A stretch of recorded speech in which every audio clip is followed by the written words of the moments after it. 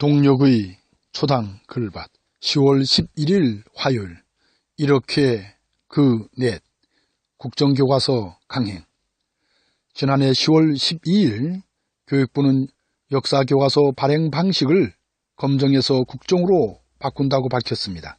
이것은 지난 2011년 역사교과서가 완전히 검정 발행 체제로 바뀐 지 6년 만의 일입니다. 이념 논쟁을 종식시키며 바르고 균형 있는 역사교과서 만들기를 위한 것이라는 주장을 펴니다. 역사교과서 국정화는 1974년 박정희 독재 정권에서 도입됩니다. 박정희의 유신 독재 당시 국정교과서인 국사책에는 다음과 같이 쓰여 있습니다. 정부는 1972년 10월 급변하는 국제 정세에 대처하고 민족 중흥의 역사적 사명을 달성하고자 헌법을 개정하고 10월 유신을 단행하였다. 우리는 이제 한국 민주주의를 정립하고 사회의 비능률과 비생산적 요소를 불식하여야 할 단계에 와 있다라고요.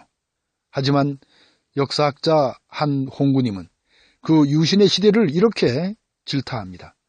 유신 독재 시대는 죽음의 시대였다고요. 박정희 한 사람의 자유를 위하여 만인의 자유를 희생해야 했던 시대였다고요. 표현의 자유가 처참하게 유린당했던 시대였다고요. 사람의 정신은 양심의 자유마저 침해되었던 시대였다고요.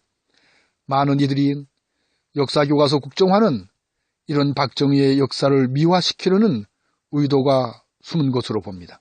하지만 그 뜻대로 미화되기는커녕 이참에 오히려 박정희의 못된 점이 더욱 드러날 듯 싶네요. 아버지를 위한다고 하는 일이 오히려 아버지를 욕되게 만드는 꼴입니다. 오늘날 이처럼 역사교과서를 국정화로 발행하고 있는 나라들은 그다지 많지 않습니다. 그러니까 북한을 비롯하여 태국, 스리랑카, 몽골, 방글라데시 정도라고 하네요. 그리고 터키를 비롯한 이슬람 국가들도 국정화로 발행하고 있습니다. 순전히 종교적인 이유로 보입니다. 또한 인구가 아주 작은 아이슬란드도 국가 주도로 발행하고 있답니다. 그리고 그리스는 민간에서 만든 교과서 중 한 권을 선택하여 국정교과서로 삼는다고 하네요.